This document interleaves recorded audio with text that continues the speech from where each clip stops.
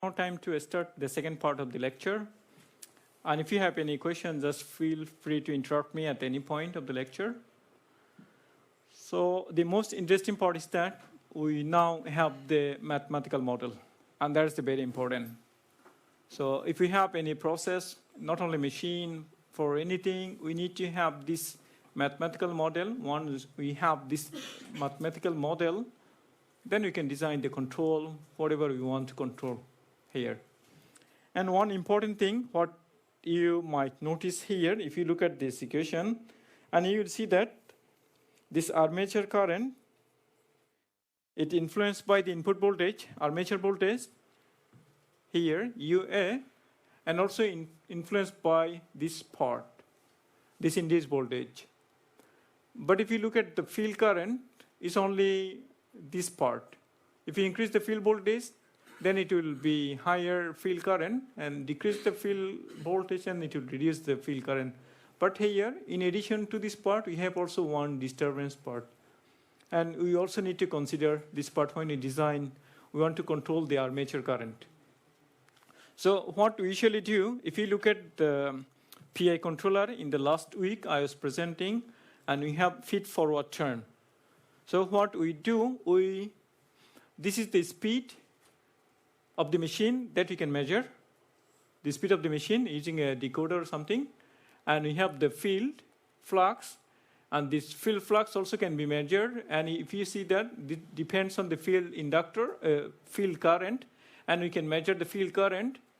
So we can feed forward to the control this part, minus 180 degree, minus part of this, and then we can cancel the impact of this part in the control when you apply the feed-forward term.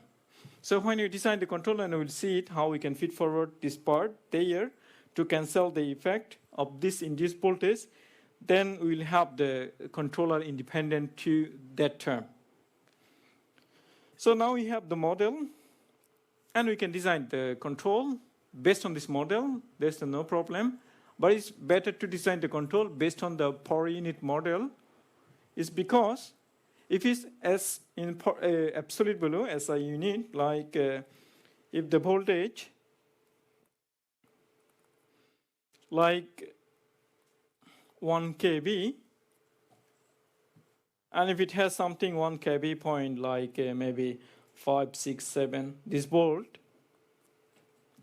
1000 point something, and if you convert them into digital form, in the discrete form, because we will use the digital processor, and we convert them into binary, and you will see that this part will take a large space, right?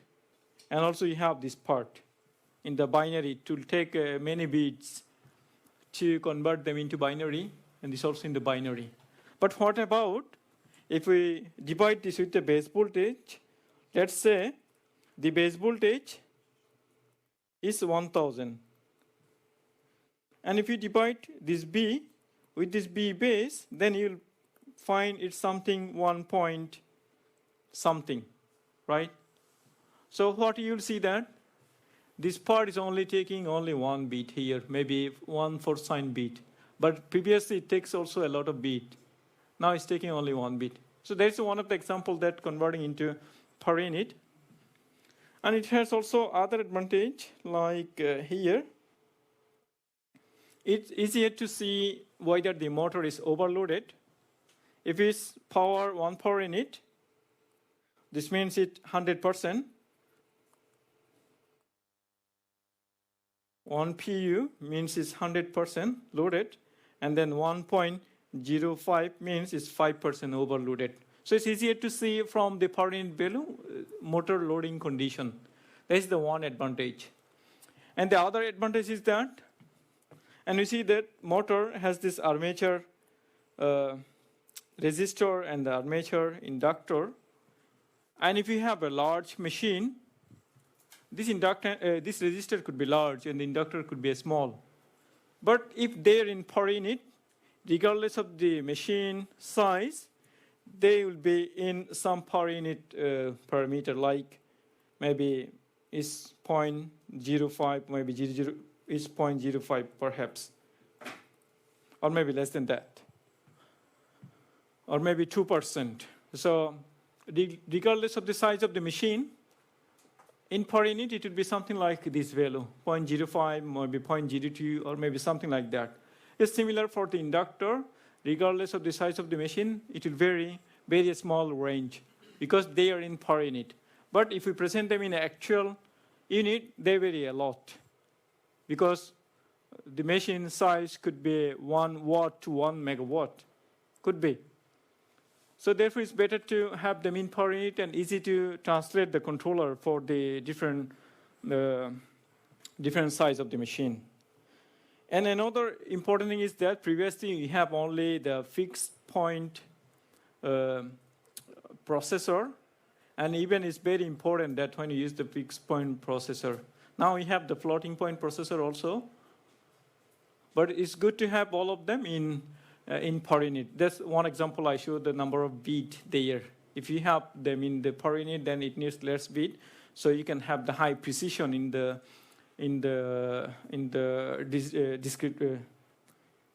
decimal part. So now we want to convert them into per unit. Then how we can convert them into per unit? First, I'll just show you one simple example how we convert them into per unit. Like, if you have the control voltage, this is your control voltage, and you are passing them through you are getting the control voltage from a PI controller, and you have the reference current, and you have the measured current.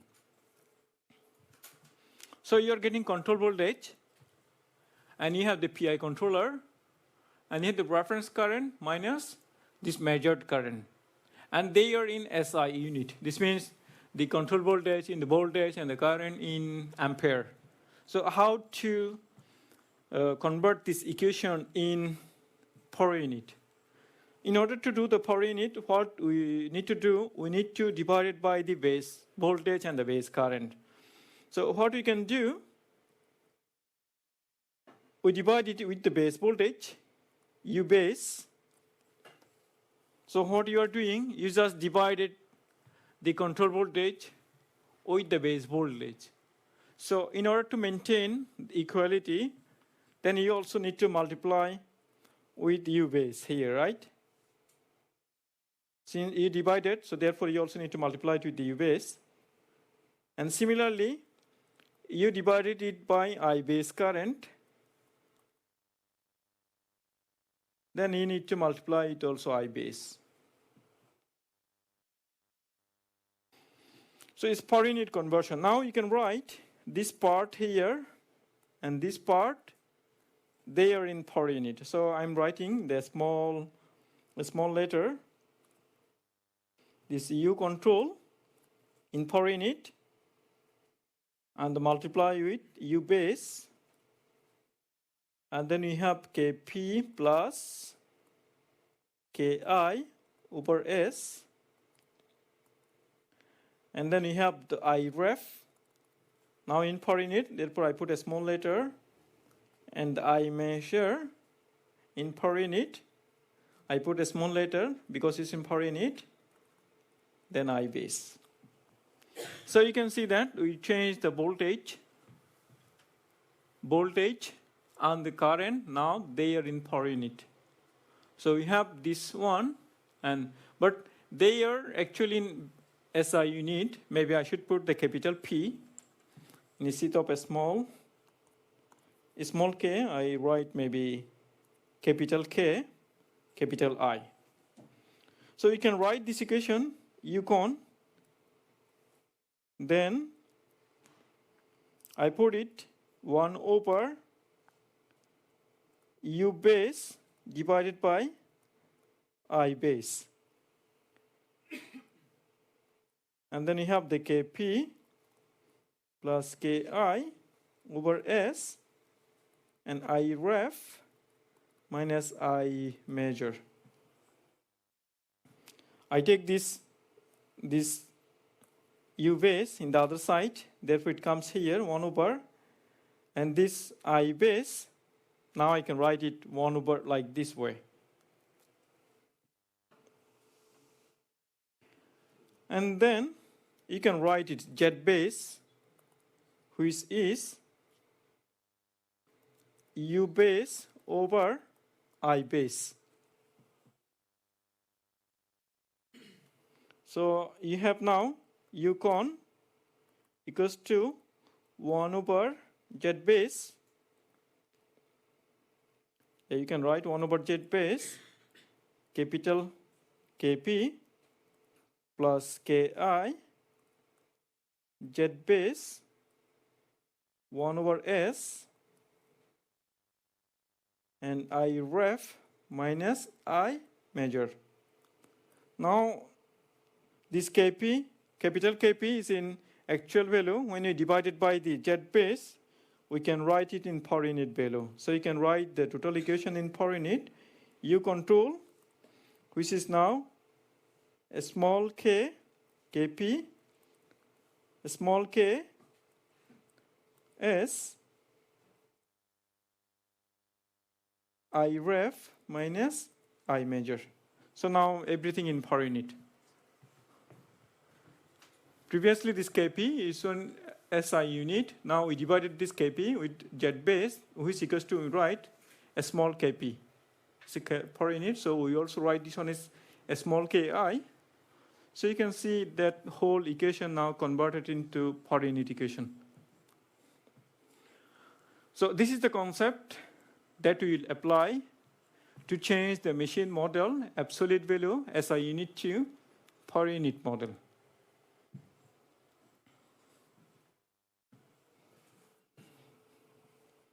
So, any question here? Now we want to convert the machine model into per unit model. We have this original armature voltage equation, the first equation of the machine. So, in order to convert them into per unit, what we need to do, we need to divide it by U base. So let's say this is U base.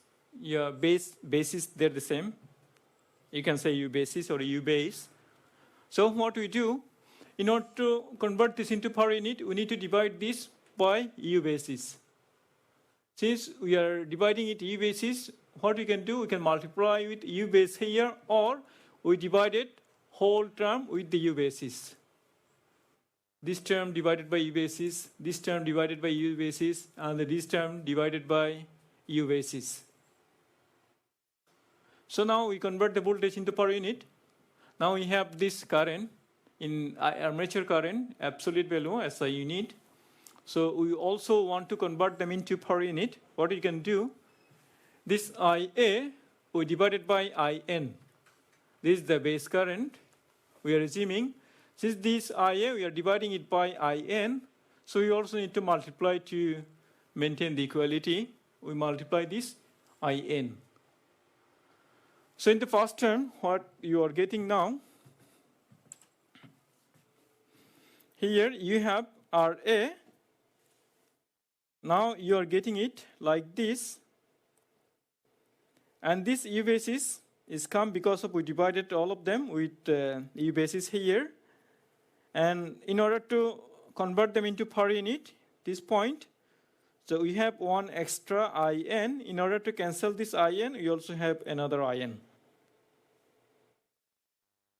So that's how we got this equation. And then if you convert this equation next time, then what you are getting, this UA over U basis is in per unit. This is UA here. So now we have this UA divided by U base, which we can write UA. And then we have IA divided by IN. So it's in now per unit. We can write it IA, a small I, in per unit. And then here we have the RA. Then if we take this IN, here U base is divided by IN, would it be like Z base or R base? Because we know that voltage divided by current, which is the impedance or resistor. And then if we divide by the base resistor, if we divide the armature resistor by the base resistor, then it gives also in per unit RA. So we have this equation, then you can convert it into per unit equation here. Yes? Can we denote the PU system in the same way as we did in electrical power systems and electrical machines? Instead of using the small UA, yes. Yeah, you can denote whatever. But here, just for keeping it simple or making it unique, then we put a small a. Sometimes you would see, right, maybe RAPU, something like that.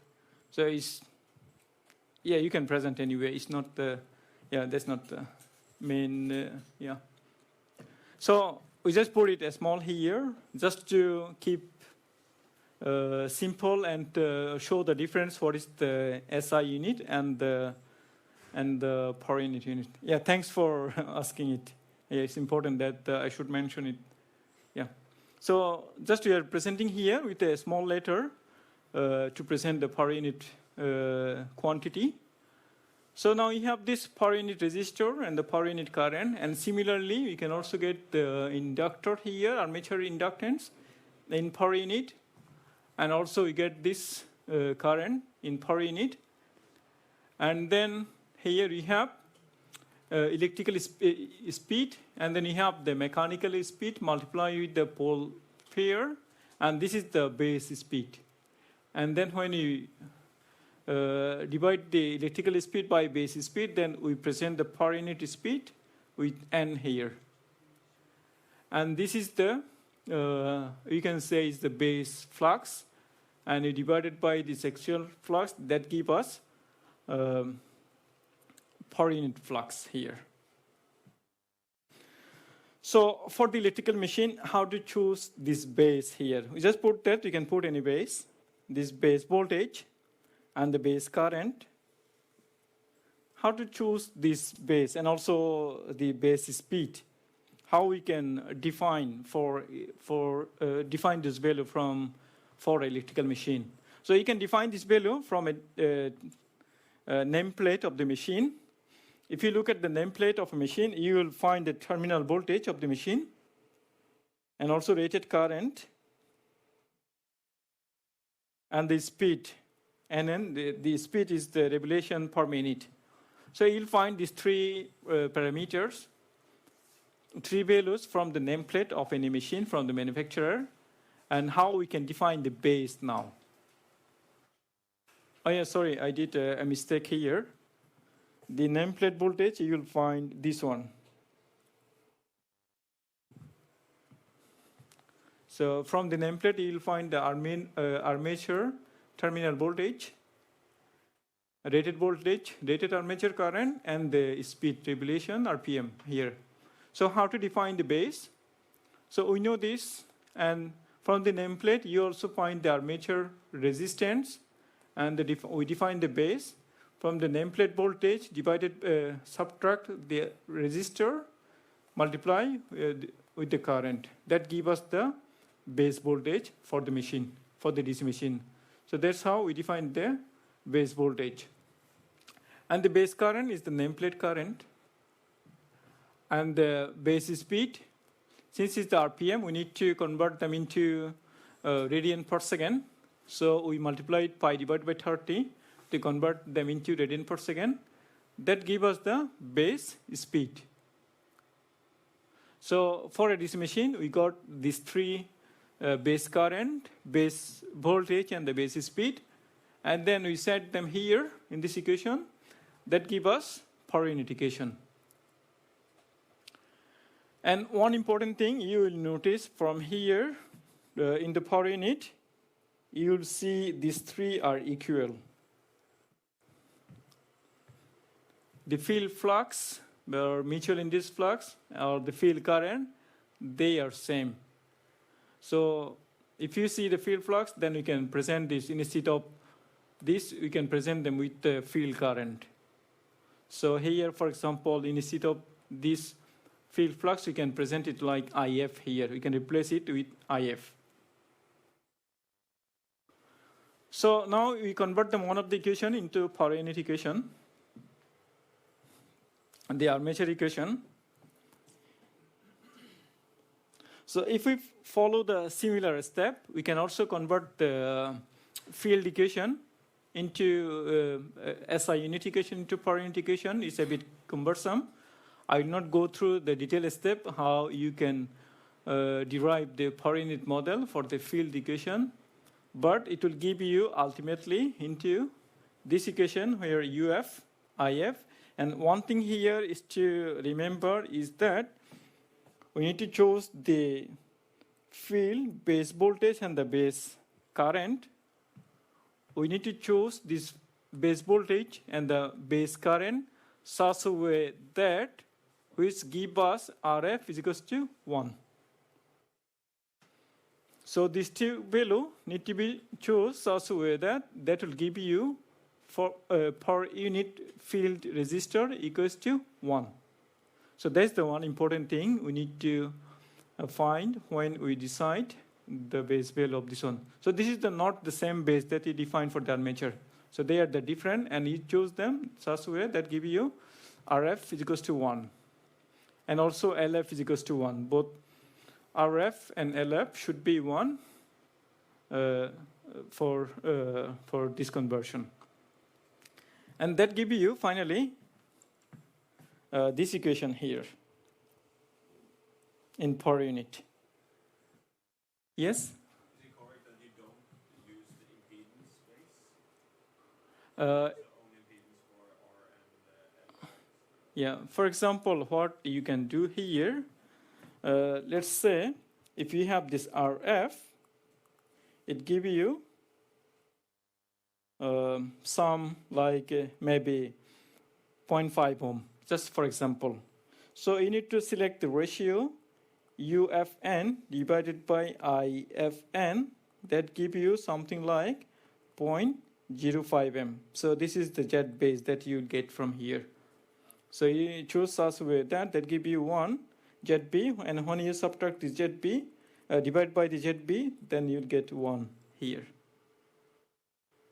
Something like that way. Yeah, but you use the same for the coils and compensators? Sorry, both for? You use the same for the LF?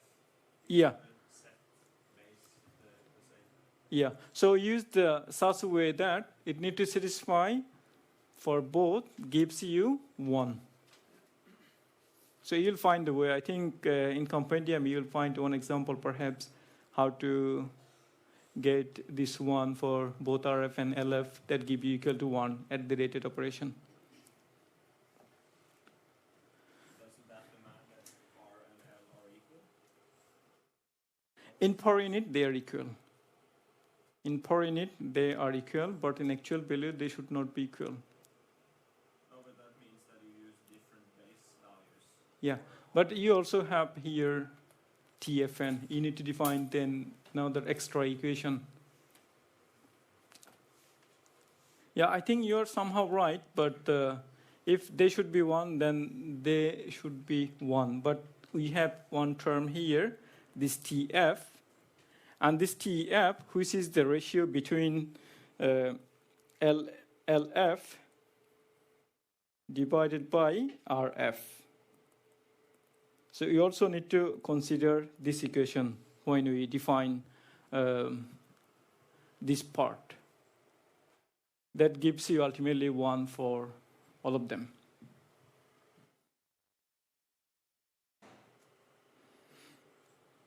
Yeah, maybe it's not clear. I should bring one example. I did not bring an example how they can be selected. Maybe next time we'll discuss how they can be selected to be 1.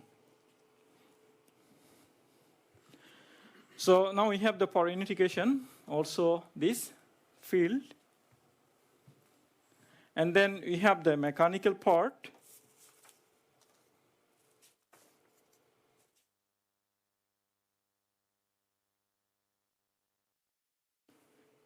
The mechanical part, they also need to be converted into per unit. So how can we convert them into per unit? Then you have the variable here, the torque, and the speed. So you have the torque and the speed. And we also need to remember some equation like we know the power like PEN, rated power, which is torque, is the base torque, the speed, rated speed, and then again this torque, the rated torque, which is base flux multiplied with the base current. So this equation, that's what we know. And then if we convert them here by the base torque, instead of base torque, we can write the flux, multiplied with the base current. We know that flux multiplied the base current, there is the torque. So we divided this equation with the torque.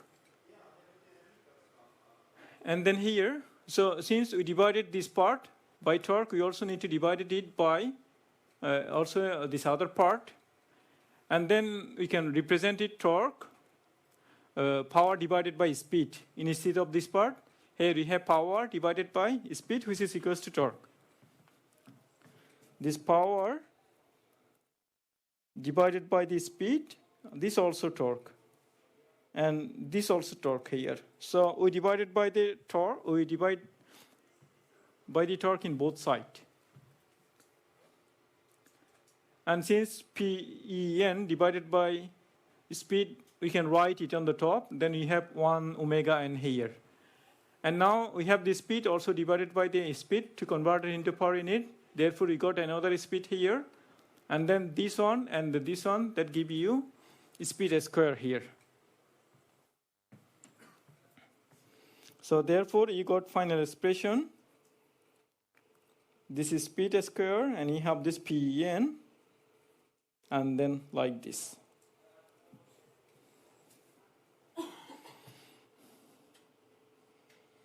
Yes, so we have already decided the base voltage, base power, the base voltage, and that gives us the base torque, base speed. We have already defined them based on the previous slide, armature. And then if we put them, then finally we got the final equation like this one for the mechanical part. This equation, and we have the Tm here, mechanical time constant, and which is this part, this Tm.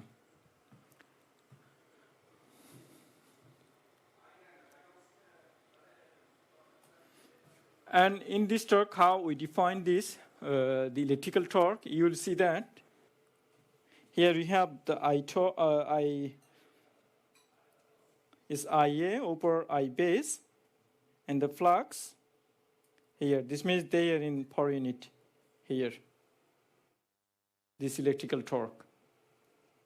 Then finally, we came to this per unit equation.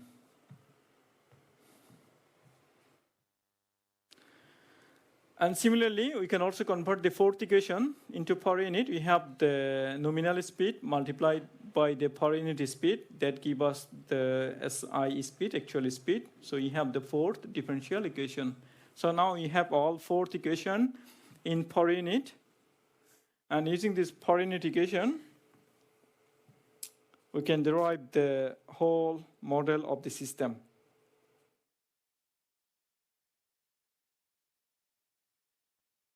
So we have the first equation for the armature in per unit. And we have the field equation in per unit. And we have the mechanical equation, and also you have the speed equation. And one thing is that we see that this one is also dependent on the speed and the field flux. And in order to cancel the effect of this one, we use the feed-forward term. So if you cancel this effect, then you only need to design the current controller for this part. We can replace this part with the PI controller. And there are no other disturbance here for the field part. So we have only one controller for this one. So we can represent now this into block diagram. We can present them using the block diagram as we see before. And we have this UA here in per unit, and we have this UF in per unit. So now this is the in per unit equation, per unit block diagram of the machine. Initially, you derived the machine dynamic model in SI unit. Now we have the machine model in per unit.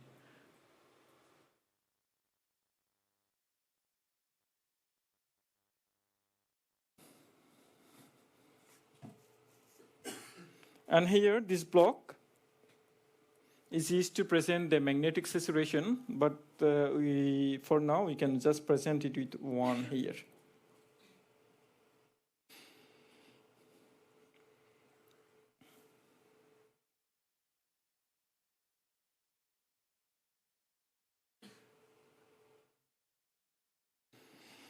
So we have now the machine model, and we know that we are providing this voltage in the armature. So we need to use one converter to provide this voltage in the armature. And also we are providing this UF voltage in the field. We need another converter to provide this field voltage. So when we model the whole system, then we also need to consider the converter part there.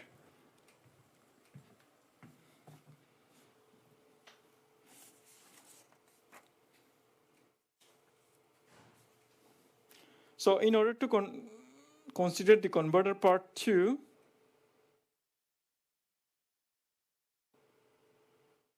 then we can come up here for the converter.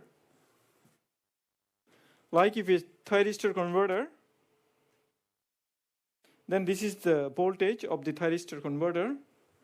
And since now we have the model in per unit, so therefore we convert the whole equation into per unit model.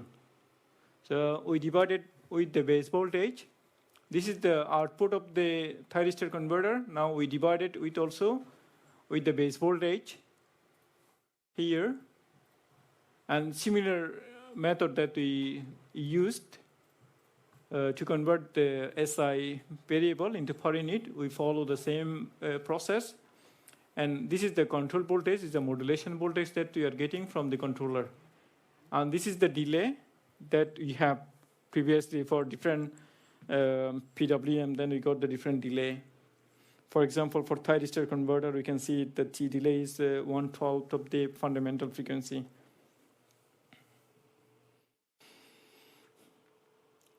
So we can write in per unit the thyristor voltage like this one. This is in per unit. And you can see that here you have, this is the thyristor converter resistor and the thyristor converter inductor. And these are in series connection with the armature. Since these are in series connection with the armature, we can add this one with the armature part.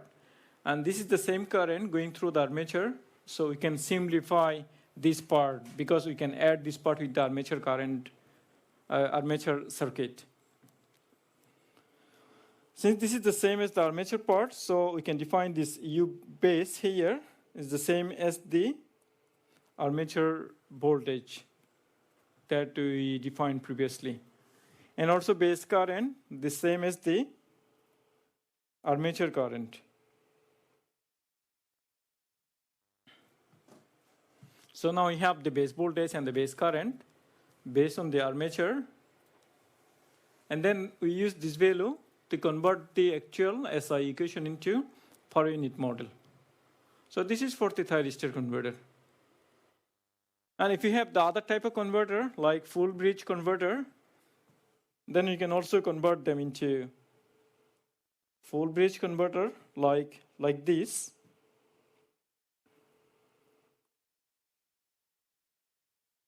Like this. And we remove the resistor and the inductor part.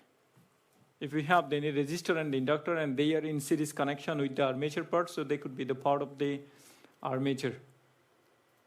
So now we have the control. This is the UDC voltage, and then we have the control signal from the controller that give us in per unit voltage. So we have this full bridge for the armature, and for the field, let's say we have the buck converter for the field. for the field circuit and for the field supply, and we got the power unit equation like this for the field.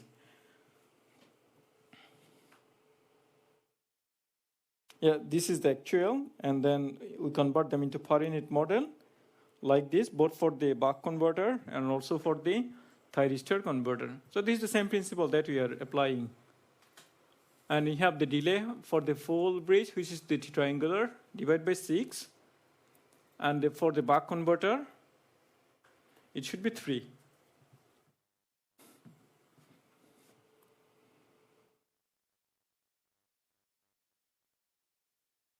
So now we see that we first developed the machine model, both electrical part and the mechanical part for the machine. Now we also have the converter model, converter output voltage. And if we consider all this, now we can present them into block diagram. So you can see the machine electrical part is the electrical part, machine. And this is the mechanical part of the machine. And this is the converter part. And what you see in the converter, we have the control signal and then multiply with UDC, and we have a delay.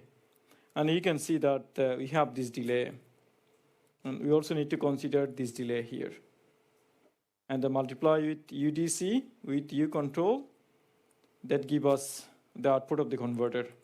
And we are sending the output of the converter to the machine electrical part in the armature and the field.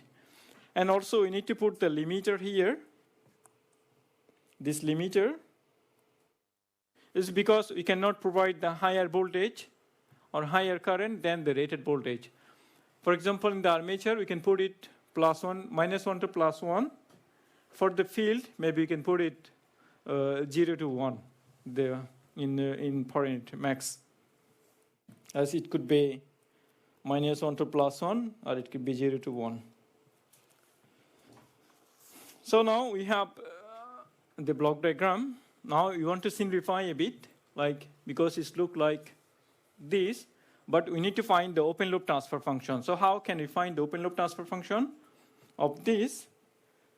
If you simplify this part, then you can write it transfer function like RA 1 plus T 1 plus T1 maybe, or maybe TA into S, this part in the transfer function. And here TA, which is LA over RA. And then similarly, you can also write this as a transfer function, which is 1 over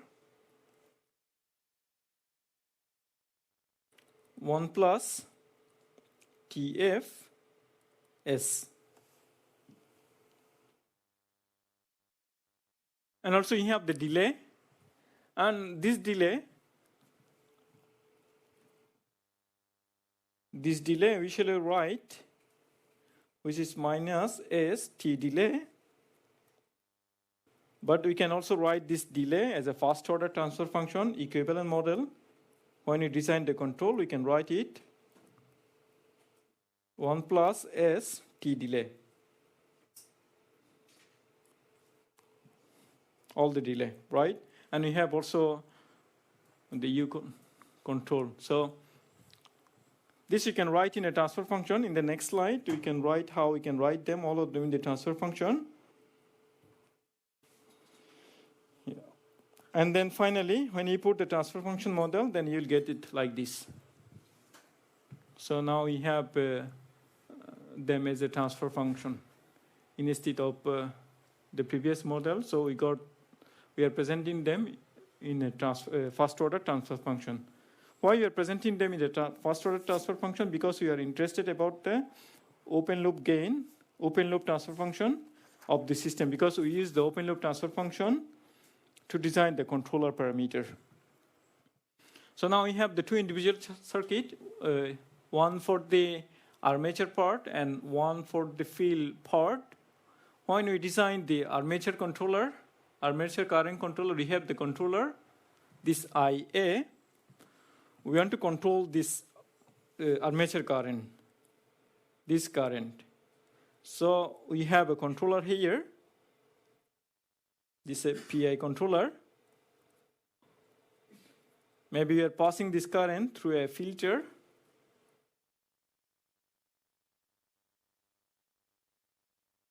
And we have this I reference current, and it's coming from here and going through a PI controller. So in order to design the fast controller, we can assume that the field current, they are constant. Field current is constant, then you can see that we can write it something like this. So we are designing the control for this current, this IA, PI current controller. So we look at the control design for this part.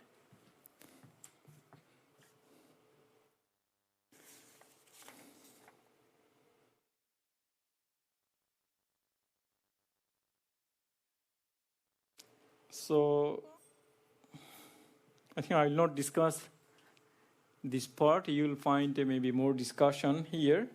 Before designing the controller, we need to find the open loop transfer function. So you have the process, and we have the filter, and we'll have the controller. Then that gives us the open loop transfer function. Then you can use the modulus optimum criteria to design the open loop, design the controller gain for this current controller. Similar step can be applied also to tune the field current controller. But here, one thing we want to present in the steady state condition, we know that di dt part is 0. Once di dt part 0, then we can write the solution for the armature current, which is like this. And if you increase this armature voltage, and that will give you a higher current, this means you will get higher torque, because we know that torque, which is we got the multiplication of the armature current and the field current. So this means you have the higher torque. And you can see the difference between these two would be very small. Since the resistor is very small here, maybe 0.05 per unit. So in order to get one rated current, 1 per unit, the difference here should not be higher than 0.05. So what I want to say here, when it reaches to the maximum, this means when you reach this voltage at the maximum point, you are no longer able to increase the voltage. But if you want to still increase the speed of the machine, what you can do, you need to keep this part constant. So how you can keep this part constant? If you reduce the field current, IF, then you can increase the speed. So if you reduce the field current, then you can increase the speed of the machine. That gives you higher speed. So that's called the field weakening operation. This means when you reach to a maximum torque somewhere here, and then if you still want to increase the speed, then you need to do the field weakening. This means you can operate your machine somewhere, any point beyond this region, but not here, not in this region, because you cannot send higher torque than that. So I think it has been discussed in the compendium or in the book. You can write, you can check more details there. The final thing that what I want to say here today is finding the open loop transfer function. So we have the controller transfer function, and we have the process transfer function, and in this part is the filter and the PWM delay of the converter. Then we have the open loop transfer function. Then we can use the modulus optimum criteria to tune the controller. So that gives us the proportional gain. And then we can set the integral time constant, which is the same as the process time constant. Here TA, which is